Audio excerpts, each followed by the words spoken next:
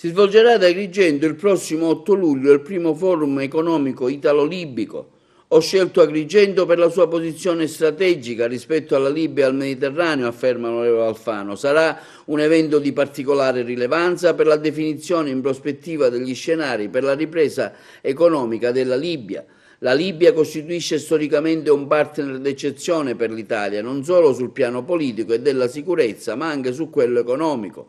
Il governo italiano, ha precisato il Ministro, è fortemente impegnato per la stabilizzazione del Paese e il ripristino delle condizioni di sicurezza necessarie per il rilancio delle relazioni bilaterali sotto tutti i profili e in particolare per quanto riguarda la cooperazione economica, infrastrutturale ed energetica. Il forum si articolerà in 4 fasi per affrontare i temi del quadro degli investimenti, delle infrastrutture, dell'energia, delle reti, degli strumenti finanziari. L'evento, che sarà aperto dal ministro Alfano e dal vice premier libico Maitig, si propone di esplorare le opportunità che la Libia offre in questi settori, riunendo per la prima volta i principali rappresentanti dell'imprenditoria, del mondo finanziario, delle consulenze italiane e i vertici del governo libico. La sera precedente all'avvio del forum, all'interno della suggestiva cornice della Valle dei Templi, ci sarà la firma di una dichiarazione di intenti che, nel ribadire la relazione speciale tra Libia e Italia, designerà gli orizzonti della cooperazione economica nell'auspicato quadro di progressiva stabilizzazione politica del Paese.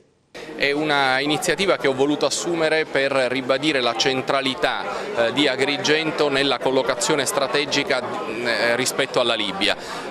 Un giorno la Libia si stabilizzerà e noi speriamo che quel giorno arrivi presto. Quel giorno, quando la Libia si stabilizzerà, ci sarà da impegnarsi molto per la ricostruzione e il rilancio di questa terra, della Libia, e questa discussione avrà una sua dimensione economica, perché avrà la sua dimensione del collegamento tra imprese libiche e imprese italiane, tra portatori di interessi sani e legittimi che vogliono espandere la propria azione di intrapresa, di impresa in Libia, e allora organizzare questo primo forum ad Agrigento significa essenzialmente candidare Agrigento come capitale di questa relazione tra Italia e Libia, proprio per questo nostro essere dirimpettai. E voglio che Agrigento cominci ad apparire agli occhi degli altri, di tutti gli italiani, agli occhi di chiunque, come un posto che può ambire ad ospitare vertici internazionali.